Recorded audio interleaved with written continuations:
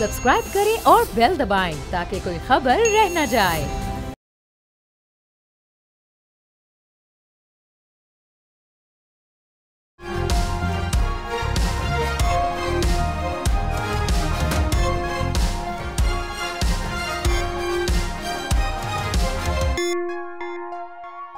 नाज़रीन अस्सलाम वालेकुम। तब्दीली विद डॉक्टर दानिश के साथ हाजिर हैं। आज हमारे पास एक्सक्लूसिव मेहमान हैं राना सनाउल्लाह, वज़ीर आज़म के मुशीर बराए सियासी व अवामी अमूर, और भी उनके पास ओहदे हैं। जी राना साहब, मेरी आवाज़ आ रही है आपको? जी आ रही है जी।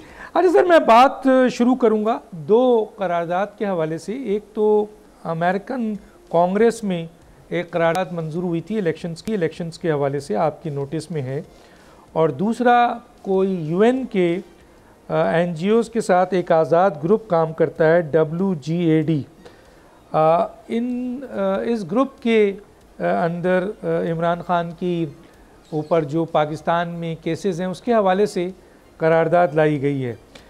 अच्छा, पहले केस में अमेरिकन कांग्रेस के केस में अमेरिकन स्टेट डिपार्टमेंट ने इसकी वजाहत कर दी है और उन्होंने कहा है कि ये पाकिस्तान का अंदरूनी मामला है।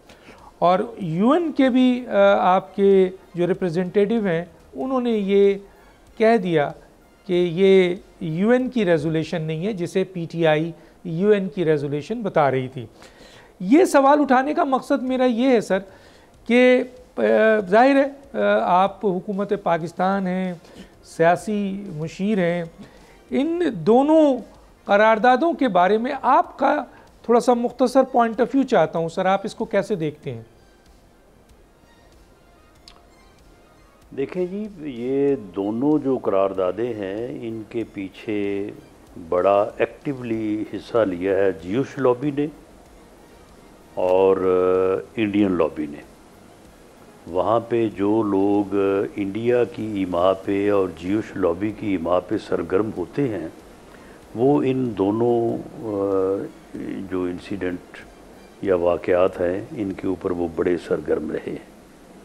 और पीटीआई को बावजूद और बानी पीटीआई को जो है वो इन दोनों लॉबीज़ की हमायत हासिल है, तो इसलिए उनसे ये गैर सरकारी किस्म की करारदादें या हैंड आउट्स जारी करवाना जो उनके लिए कोई इतना मुश्किल काम नहीं था, तो उन्होंने ये करवा दी है। लेकिन ना तो वहाँ की गवर्नमेंट्स और ना ही पाकिस्तान को इस बारे में कोई किसी किस्म की कोई जो है इसकी अहमियत है और ना ही इसके ऊपर कोई कंसर्न है। लेकिन सर अब यहाँ पर एक सवाल ज़रूर पैदा होता है, और वो ये होता है कि ये पीटीआई ये एक्सेप्ट कर रही है कि उन्होंने इस सिलसिले में फ़ंडिंग भी की है और लॉबी को मुतहर्रिक किया है।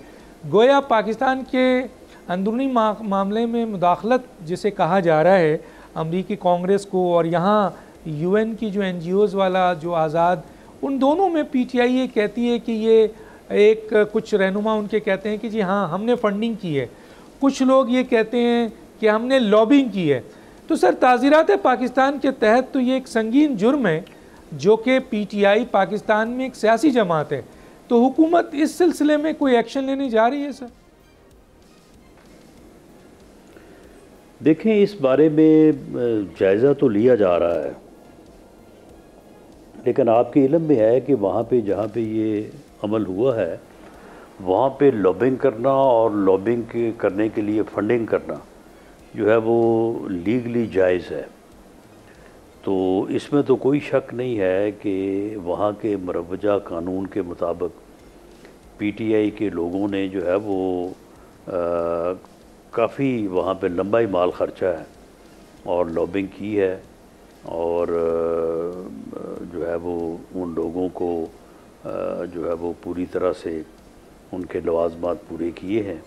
और कुछ उसमें फिर ऐसी लॉबीज़ भी शामिल हैं जिनका मैंने ज़िक्र किया है, जो वैसे पाकिस्तान के ख़िलाफ़ उधार खाए बैठी हैं। वो उनको कोई मौका मिलना चाहिए इंडिया को, वो तो ख़ुद पैसे खर्च करके भी उस चीज़ को आगे बढ़ाने के लिए तैयार है, तो चीज़ है कि साथ पैसे भी मिलें और साथ ये टारगेट भी पूरा हो। तो इस तरह से ये मिल मिला के सारा कुछ हुआ है। ठीक है सर, मुझे ये बताएं कि पीटीआई की जमात के हवाले से एक तासुर उभर रहा है, और वो तासुर ये उभर रहा है कि ये मुल्क दुश्मन जमात हैं। हम साइफ़र का केस देखें सर, और 9 मई का केस हम देखते हैं, बैनुल-अक़वामी इदारों को ख़त लिखना, फिर इस किस्म की एक्टिविटीज़ जो अभी हमने डिस्कस की है, IMF को ख़त लिखना कर्ज़े रोकने के लिए, CPEC को रोकना, फ़ौज बहैसियत एक इदारे के ख़िलाफ़ प्रोपेगेंडा, तज़हीक, उसके ऊपर वीडियोज़ और बहुत सारी चीज़ों का जारी करना, फिर कौमी असम्बली में करारदाद जो मुत्तफ़क़ा तौर पर हुकूमती इत्तेहाद और अपोजिशन की थी उसमें उसकी मुखालफत करना, फिर अज़म इस्तेहकाम जो दहशत गर्दों के ख़िलाफ़ एक ऑपरेशन शुरू करने की बात की गई उसमें PTI की मुखालफत। तो सर ये एक तासुर उभर रहा है कि PTI एक मुल्क दुश्मन जमात है। क्या आप किस हद तक इससे मुत्तफ़िक़ हैं सर? देखें डॉक्टर साहब, मैं 100% इस बात से मुत्तफ़िक़ हूँ, और ये जिन तमाम वाक़यात का आपने ज़िक्र किया है ये दुरुस्त है, ये हकीकत है कि ऐसे ही हुआ है 9 मई से लेके आखिरी वाक़े तक, बल्कि इसमें और बहुत सारे वाक़यात जो है उनको शामिल किया जा सकता है। बानी PTI का बुनियादी फ़लसफ़ा ये है कि अगर तो मैं बरसे इक़्तिदार हूँ तो पाकिस्तान है, अगर मैं नहीं हूँ तो फिर पाकिस्तान नहीं है।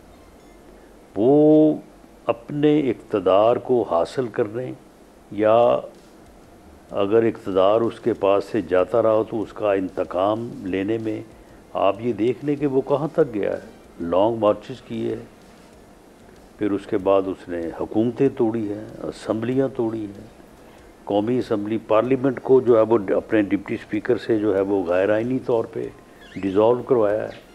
वो किसी भी हद तक जो है वो जा सकता है, गया है, और आइंदा भी उससे कोई जो है वो किसी किस्म की गुंजाइश की उम्मीद नहीं होनी चाहिए। तो इसलिए ऐसे लोगों को, ऐसी जमात को, ऐसी सोच को जो है वो बिल्कुल मजबूत और आइनी हाथों के साथ जो है वो निपटना चाहिए। तो कौन निपटेगा सर, यही सवाल, यही मेरा अगला सवाल। तो आप कोई एक्शन लेना जा रहे हैं सर इनके खिलाफ? देखें, इस बारे में तमाम चीज़ों को जो है वो देखा जा रहा है। अब इसमें देखें कि पाकिस्तान जो है वो एक आइन, एक कानून और एक पार्लिमानी जमहूरी सिस्टम के तहत जो है वो इस वक्त चल रहा है, वो मौजूद है। तो हुकूमत ने तो जो भी एक्शन लेना है, ये भले इनको तो इन चीज़ों से कोई रुकावट नहीं है, ये तो मुल्क के ख़िलाफ़ जो है, रियासत के ख़िलाफ़ जो है वो इक़दाम कर रहे हैं।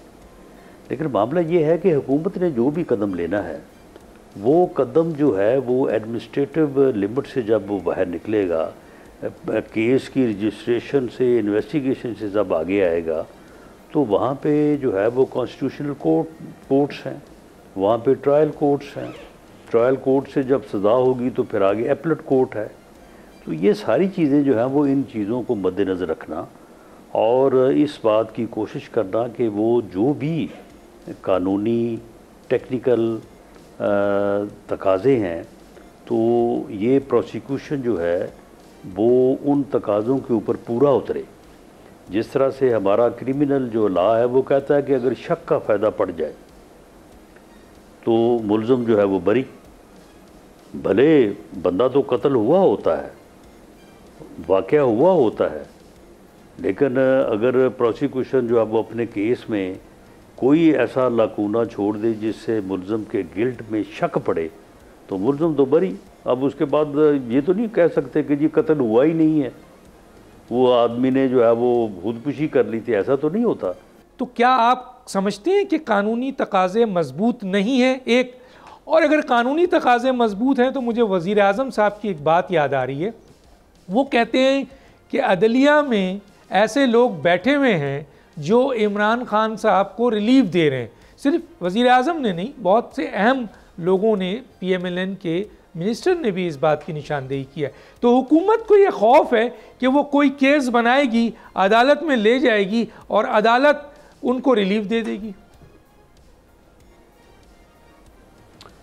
देखें, मैं अदलिया के एहतराम को मलहूज़ ख़ातर रखते हुए ये बात जो है वो सो मैनी वर्ड्स में तो नहीं की जानी चाहिए, नहीं की जा सकती, लेकिन बहरहाल हमें ये ग्रीवेंस है कि अदलिया में जो है वो एक्स्ट्रा ऑर्डिनरी रिलीफ जो है वो दिए जा रहे हैं। कभी सुना नहीं था कि आदमी अदालत में पेश ना हो तो उसे कबल अज़ गिरफ्तारी बेल जो है वो ग्रांट कर दी जाए, लेकिन ये हुआ है। कभी सुना नहीं था कि मुल्ज़म को टाइम दिया जाए, मुल्ज़म ना पहुँचे तो अदालत जो है वो कई घंटे इंतज़ार करे कि जी मुल्ज़म साहब तशरीफ़ ले आएँ तो उनकी जो है वो उनकी कबल अज़ गिरफ्तारी ज़मानत मंजूर की जाए।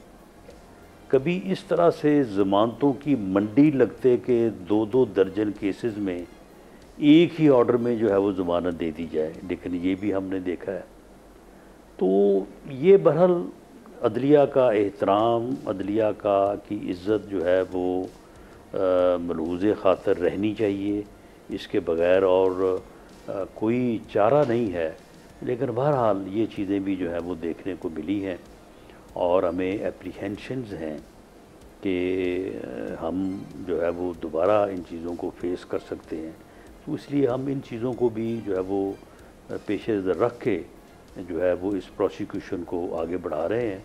और दूसरा ये है कि प्रोसिक्यूशन जो है वो मजबूत हो, कोई ऐसी उसमें जो है वो झूल ना हो, उसके लिए भी कोशिश हो रही है। तो क्या कहीं पे पीटीआई पर पाबंदी, जो खुद वो कह रहे हैं कि पाबंदी लगने वाली है, कहीं सोच और विचार, कहीं डिस्कस, कहीं इस सिलसिले में कुछ है सर हुकूमत के पास?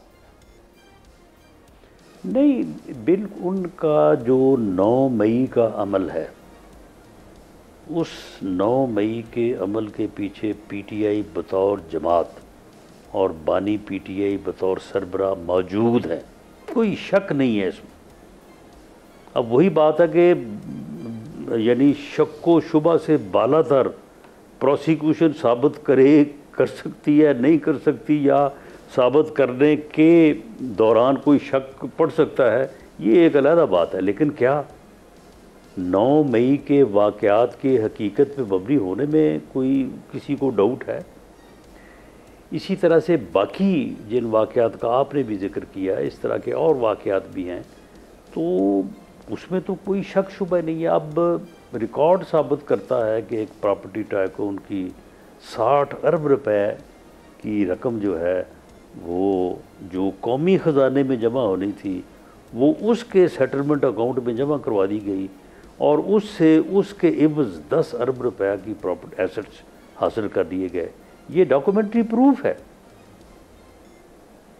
लेकिन अब शक का फ़ायदा पड़ जाए या किसी को जो है वो रिलीफ देना मकसूद हो गुड टू सी यू हो तो फिर उसका तो फिर कोई इलाज नहीं। सर मेरा जवाब रह गया कि क्या आप सोच रहे हैं हुकूमत कहीं सोच रही है, जारी रखनी चाहिए, हुकूमत सही सोच रही है कहीं पे कि इन पर जो इनकी एक्टिविटीज़ है और बड़ी ख़तरनाक एक्टिविटीज़ है इस पर पाबंदी के लिए कहीं कोई डिस्कशन है सर? बस ये मैं पूछ के आगे आप ही के सवाल को उठाता हूँ। जी बिल्कुल, ये डिस्कशन होती भी रही हैं और इस वक्त भी ये है और बाकी फिर लीगल टीम जो है वो इस बारे में फैसला करती है। ठीक है सर, बहुत शुक्रिया, बहुत अहम आज जवाब दिया आपने। अच्छा सर मुझे ये बताएं कि इमरान खान पे अभी आपने एक केस का बताया और वो है अलकादिर ट्रस्ट का 9 मई का केस है। साइफर का केस किस तरह बहुत स्ट्रॉन्ग होने के बावजूद लोग कह रहे हैं जो बड़े एक्सपर्ट हैं लीगल कि शायद प्रोसिक्यूशन की कोई कहीं पे ड्यू प्रोसेस ऑफ लॉ में कोई कमी थी या रिलीफ दिया गया है, लेकिन शायद साइफर केस दोबारा आपके अपील में जा रहा है सुप्रीम कोर्ट में, तो वो केस भी है। इसके अलावा और बहुत सारे केसेस हैं। क्या वजूहत है कि इतने बड़े बड़े केसेस हैं जिसके ऊपर इनको सज़ा भी दी गई है, सज़ा बनती भी है, लेकिन बैरूनी दुनिया में और पाकिस्तान में भी इमरान खान एक मज़लूम की सूरत बनते हुए एक मज़लूम सियासतदान की सूरत में नज़र आ रहे हैं। तो क्या क्या इसकी वजह ये जो पीटीआई की फंडिंग है बाहर बहुत बड़ी तादाद में, जिसके ज़रिए वो ये तासुर पैदा कर रहे हैं कि जी सियासी तौर पर जो है वो इनके साथ जुल्म हो रहा है और ये मुजरिम नहीं है, या आपके पीटीआई का सोशल मीडिया इसमें अपना किरदार अदा कर रहा है, या हुकूमत की कहीं नाअहली है कि वो सही तौर पर पीटीआई को बैनुल-अक़वामी तौर पर भी एक जो जुर्म है उनका उसको इस्टेब्लिश कर सके, या पाकिस्तान का अदालती निज़ाम नाक़िस है जिसकी बुनियाद पर वो मज़लूम नज़र आ रहे हैं। देखें, अगर मैं दोहराऊं तो ये रेपिटेशन हो जाएगी। आपने जितना जिन चीज़ों का जिक्र किया है कि या इस तरह से है या फिर इस तरह से है, ये भी वजह हो सकती है और ये दूसरी वजह भी है, ये सारी वजूहात मौजूद है। अच्छा, बड़ी तरफ सारी बात सब मौजूद, मतलब इसमें हुकूमत की नाअहली भी है, कम है लेकिन ये वजूहात सारी मौजूद है, हुकूमत की भी नाअहली है। जी मैं यहाँ रोकूंगा, एक छोटा सा ब्रेक नाज़रीन, फिर वापस आते हैं।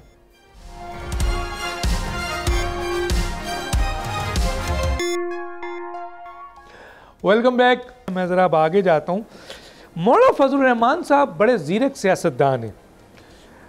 हुकूमत क्या कर रही है सर कि अगर मौलाना फजलुर रहमान जैसा स्ट्रीट पावर रखने वाला सियासतदान, जमात इस्लामी खुद भी एक स्ट्रीट पावर रखती है, और पीटीआई के साथ अगर वो मिल जाते हैं जैसे कि कोशिश हो रही है, तो ये हुकूमत के लिए, मौजूदा हुकूमत के लिए जो ऑलरेडी कई मामलात पर सियासी तौर पर कमज़ोर नज़र आ रही है, इत्तेहादी तौर पर है, और अदम इस्तेहकाम भी मौजूद है, मुआशी भी, सियासी भी, तो अगर ये ताकतें मिल जाएंगी तो इससे आप नहीं समझते कि हुकूमत के लिए मुश्किलात पैदा होंगी?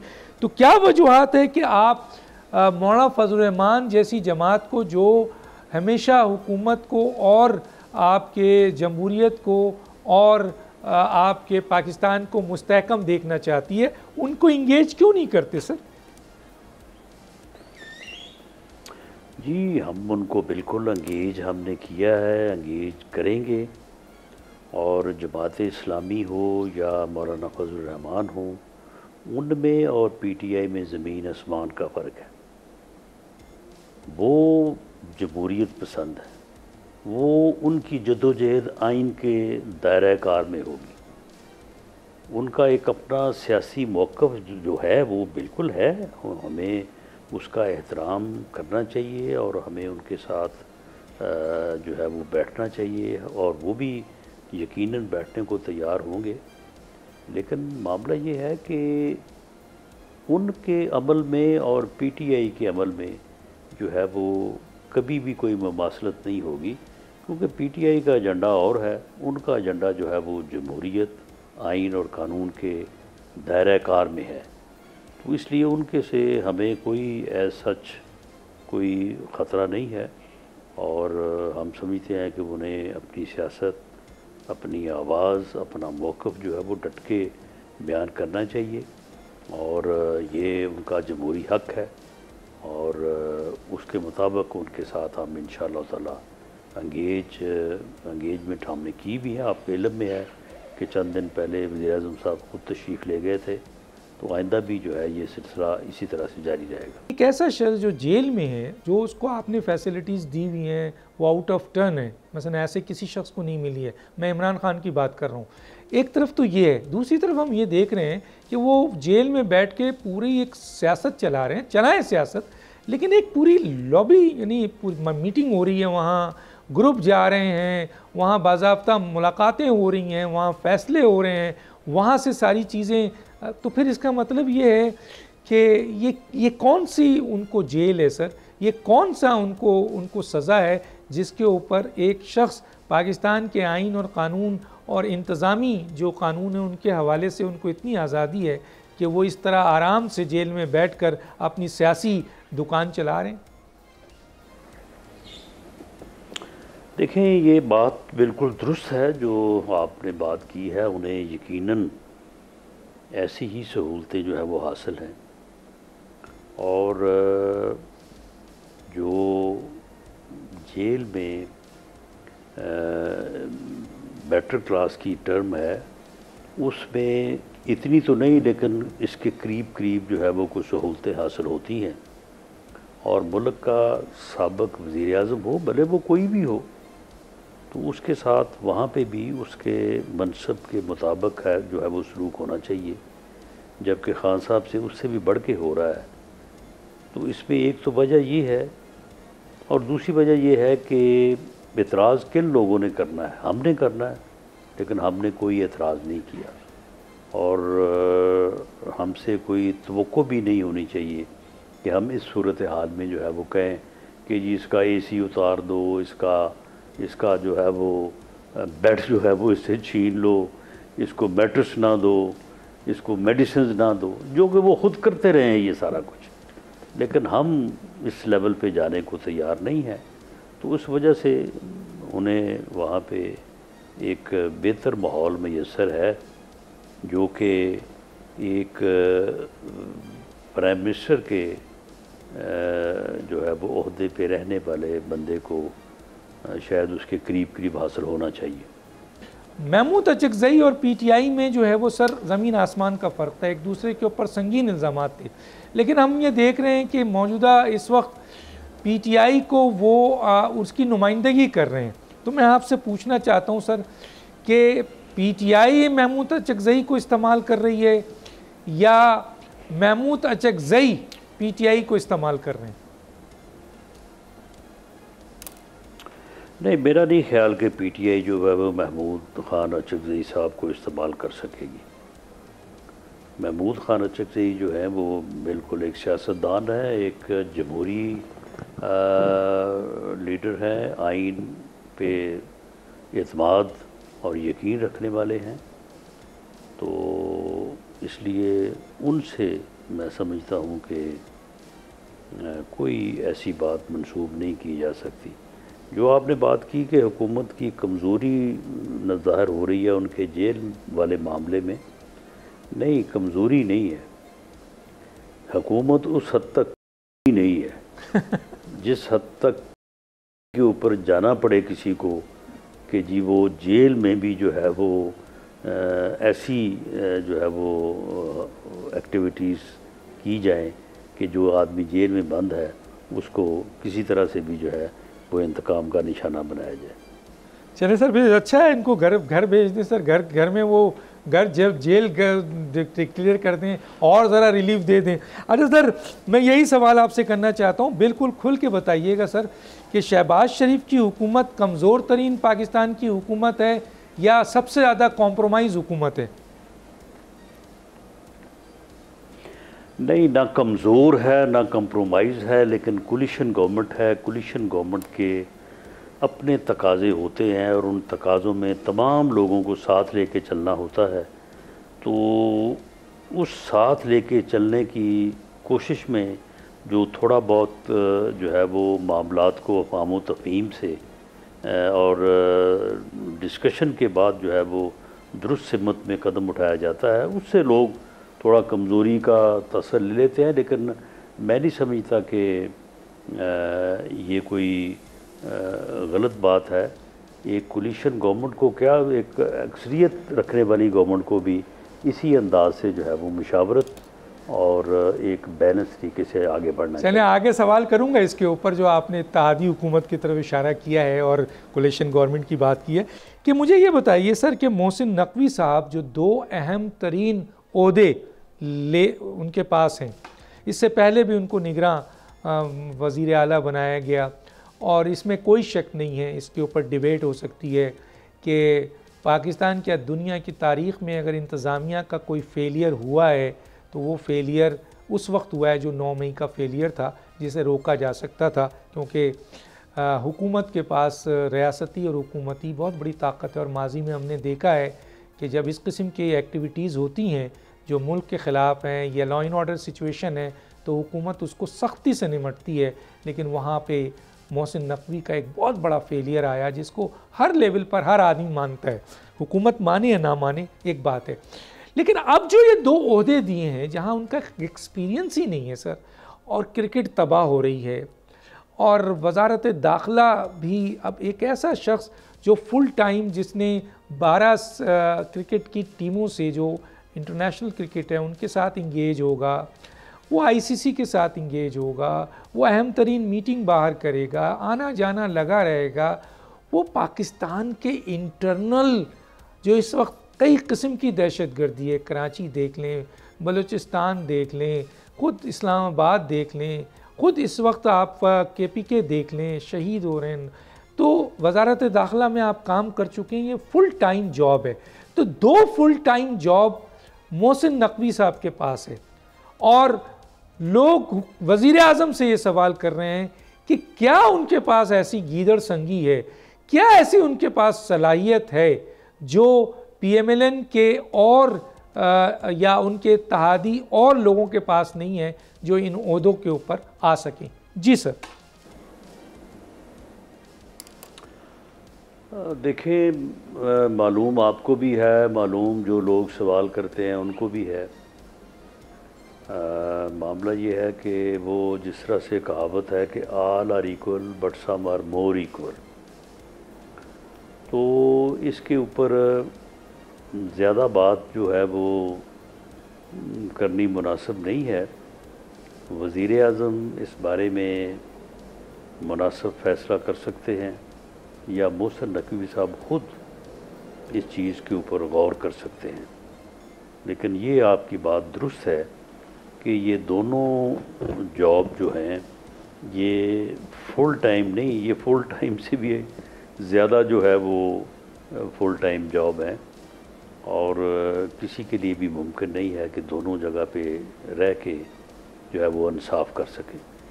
एक्सपीरियंस भी नहीं है सर। मैं आपसे ना आपने करना ना मैंने नहीं करना सर, ये सवाल तो पूछा जाएगा सर आपको, मैं आगे आपको नहीं सर, वो क्यों करना है? आप वज़ीर आज़म के पॉलिटिकल सेक्रेटरी हैं सर, एडवाइज़र हैं, आपने क्या कभी एडवाइस दिया या वज़ीर आज़म ने इस चीज़ पर? हम तो मीडिया पूरी पाकिस्तान की 25 करोड़ आवाम इस पर सर सवाल उठा रही है। बड़े बड़े क्रिकेटर, अजीम क्रिकेटर, उन्होंने कहा है कि सर ये क्रिकेट को तबाही की तरफ ले जाना है जब गवर्नमेंट का एक नुमाइंदा क्रिकेट के उस ओहदे पर बैठे जो फुल टाइम ओहदा है और उसको उसके बारे में नहीं पता, और इसके साथ साथ वो 2 फुल टाइम जॉब करे, तो इससे क्रिकेट की तबाही आएगी। तो आपके पास एक तरफ अजीम क्रिकेटर्स हैं जिनको ये ओहदा दिया जा सकता है मेरिट पे, सलाहियत पे, और दूसरी तरफ बेहतरीन एक्सपीरियंस राना सनाउल्लाह हैं और फैसल सवालियात हैं, उनको लगाया जा सकता है। तो क्यों नहीं है सर? अवाम बेवकूफ़ नहीं है सर, जवाब चाहेगी सर आपसे, आप गोल मोल जवाब मत दीजिएगा मुझे सर। नहीं, इसमें क्योंकि अब आपने मेरी ज़ात को भी इसमें आप ले आए हैं, तो इसलिए अब मेरे लिए तो मुनासिब नहीं है कि मैं इसके ऊपर कोई ज़्यादा बात करूं। लेकिन बहरहाल ये बात हो रही है, आप कर रहे हैं, तो इसमें मेरा ख़्याल है कि मोहसिन नकवी साहब और प्राइम मिनिस्टर साहब जो है वो मुनासिब फ़ैसला कर सकते हैं। राना साहब यहाँ रोकूंगा, नाज़रीन एक छोटा सा ब्रेक, फिर वापस आते हैं।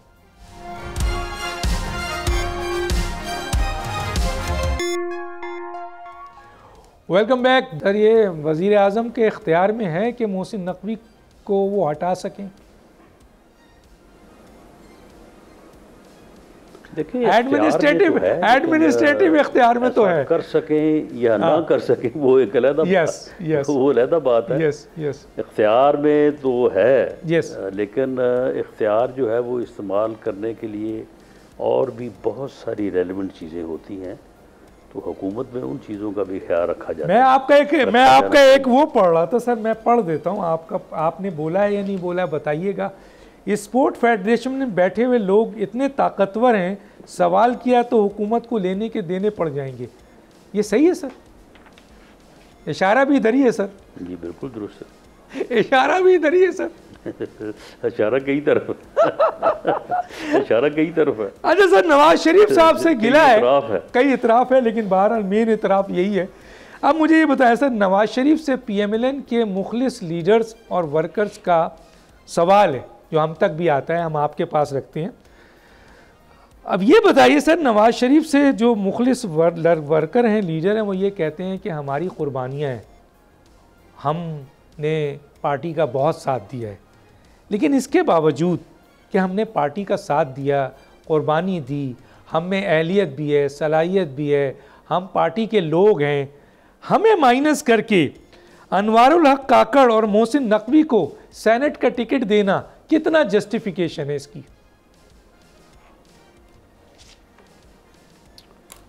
देखिए, हर चीज़ जो है वो जस्टिफिकेशन के अपना जो है वो टच स्टोन पे या जो है वो बुनियाद पे नहीं होती।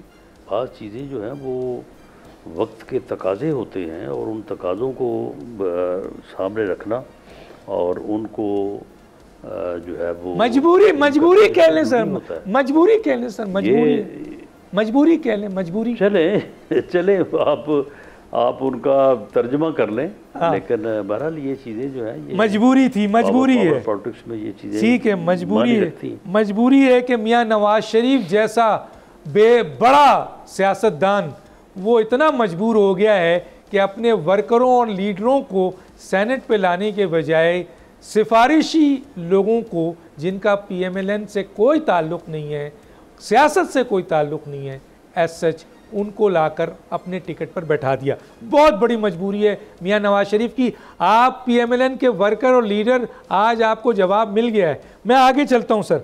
शहबाज शरीफ बहुत अच्छे एडमिनिस्ट्रेटर हैं सर, और इस्टेब्लिशमेंट के भी बहुत प्यारे हैं सर। तो क्या यह मुमकिन है सर कि अगले वज़ीर आज़म भी शहबाज शरीफ हों?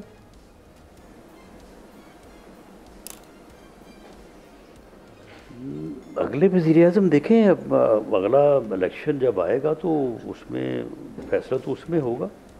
इस वक्त तो वो अल्लाह के हुक्म से मौजूद हैं और इंशाअल्लाह वो अपनी ज़िम्मेदारियां जो है वो बड़ी मेहनत और बड़ी दयानत और अमानत से अदा कर रहे हैं। अच्छा सर बताएं, चलें इत्तेहाद की एक बात कर लेते हैं। क्या कोई रिटर्न मुआहिदा हुआ है पाकिस्तान पीपल्स पार्टी और PMLN में कि PMLN की हुकूमत ने पीपल्स पार्टी को क्या क्या देना है? क्योंकि अभी मैंने देखा चेयरमैन सेनेट जो हैं वो यूसुफ रज़ा गिलानी का एक स्टेटमेंट है कि PMLN और वज़ीर आज़म साहब उन रिटर्न जो मुआहिदा है उसकी पासदारी करें। तो वो कौन सी पासदारी मांग रहे हैं सर, जो पंजाब हुकूमत में उनको चाहिए या मरकज़ी हुकूमत में चाहिए? नहीं, उसमें रिटर्न मुआहदा तो कोई नहीं है, लेकिन कुछ पॉइंट्स याददाश्त के तौर पे तहरीर हैं। उनके ऊपर हमारी बजट से पहले भी उनके साथ मीटिंग्स हुई हैं और उसमें हमने बहुत सारे इश्यूज़ को रिज़ॉल्व किया और बाकी हम अब बजट के बाद भी उनसे जो है वो मिलने जा रहे हैं और वो प्राइम मिनिस्टर साहब ने एक कमेटी तश्कील दी हुई है, तो उसमें बैठ के तो उनके जो भी यानी उनकी क्या खदशात है सर, वो पंजाब में क्या डिमांड है, करेंगे क्या डिमांड है सर पंजाब में, ज़रा बताएं ना। क्या वो साउथ डिमांड से ही नहीं, ये नहीं कोई ऐसी बात नहीं है। कोई डेवलपमेंट फंड्स की बात होगी, पोस्टिंग ट्रांसफ़र होगी, बाकी छोटे मोटे मामला जो पोस्टिंग ट्रांसफर जो है वो पोस्टिंग ट्रांसफर पॉलिटिक्स के पेश नज़र जो होते हैं, अच्छा, वो चीज़ें जो हैं वो उन चीज़ों के ऊपर जो है वो बात, मसलन वो चाहते हैं कि पंजाब में साउथ पंजाब उनको दे दिया जाए। एक पीपल्स पार्टी से बात हुई थी तो वो ये कह रहे थे ऐसा नहीं है। नहीं। अच्छा सर, साउथ पंजाब वाली बात नहीं है। लेकिन एडमिनिस्ट्रेटिव मामला जो है वो होते हैं। चलें सर, एडमिनिस्ट्रेटिव वो कहते हैं क्योंकि उनके गवर्नर ने भी बड़ा ऑब्जेक्शन किया हुआ है वज़ीर आला पंजाब पे कि जनाब ऐसे नहीं चलेगा काम। तो क्या कर रही है वज़ीर आला पंजाब, जो इस पे गवर्नर पंजाब पीपल्स पार्टी के जो हैं उनको एतराज़ है? क्योंकि आप तो सर इंटर कोऑर्डिनेशन कमेटी के भी सरबराह हैं। गवर्नर साहब की ये बात मेरी नज़र से तो नहीं गुजरी। वज़ीर आला पंजाब बहुत अच्छा काम कर रही है, बड़ी मेहनत कर रही है, आम आदमी के मसाइल के ऊपर उनका बड़ा फोकस है। गवर्नर साहब को अगर कोई चीज़ जो है वो नागवार गुजर रही है तो वो फरमाएं, इंशाल्लाह उसे हल करेंगे, उसे ठीक करेंगे। अच्छा सर, आखिरी सवाल है और क्विक जवाब चाहूँगा। कहते हैं कुछ लोग बड़े सियासी दानिश्वर ये कहते हैं कि नवाज़ शरीफ साहब की सियासत, आसिफ अली जरदारी साहब की सियासत और इमरान खान की सियासत अब ख़त्म हो गई है, अब नौजवानों की सियासत शुरू हो रही है, बिलावल है या मरियम है। और उसकी वजह बताते हैं कि नवाज शरीफ की सियासत अब इसलिए ख़त्म हो गई है कि शहबाज शरीफ सामने आ गए हैं, मरीम नवाज साहिबा आ गई हैं और नवाज शरीफ अपने बयानियत से हटे हैं, तो वो सियासी तौर पर उनको बहुत नुकसान पहुँचा है। दूसरा, आसिफ अली जरदारी साहब की सियासत ख़त्म होने की बात की जाती है कि वो बहुत बीमार हैं, शायद उनकी सियासत अब ना रहे, और उन्होंने वैसे ही अपने बेटे को सियासत में आगे कर दिया है। इमरान खान की सियासत को ख़त्म करने के बारे में कहा जाता है कि इमरान खान ने इस्टेब्लिशमेंट से इतनी बड़ी लड़ाई अब कर ली है कि लगता नहीं है कि वो पाकिस्तान की सियासत में दोबारा आ सकें। सर, इस पे मुख्तसर सा आपका जवाब चाहिए। जी, आपने ये बात जब की है तो साथ ही आपने वजूहात भी बयान की हैं जिनसे मैं मुत्फिक हूँ, मुझे उनसे कोई अख्तलाफ नहीं है। लेकिन वैसे भी मैं समझता हूँ कि तीनों साहबान जो है वो अपनी उम्र के उस हिस्से में हैं, तो ये देखें, दुनिया तो इसी तरह से चल रही है ना। आज हम हैं, कल जो है वो हमारे पीछे जो लोग हैं वो होंगे, इसी तरह से कल हमारी जगह पे कोई और था तो आज हम हैं। तो ये तो नई नस्ल को जो है वो ज़िम्मेदारियाँ सौंपना या सौंपा जाना जो है, ये दुनिया का तकाज़ा है, ये दुनिया इसी तरह से आगे चलती है। तो इसमें अगर किसी ने अपने बेटे को या किसी ने अपनी बेटी को या किसी ने अपने भाई को अगर कोई जिम्मेदारी सौंपी है तो ये एक फितरी तकाजा है। वो वक्त ख़त्म हुआ चाहता है। राना सनाउल्लाह साहब, आपको बहुत शुक्रिया।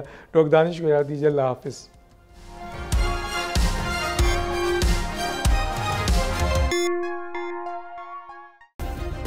सब्सक्राइब करें और बेल दबाएं ताकि कोई खबर रह न जाए।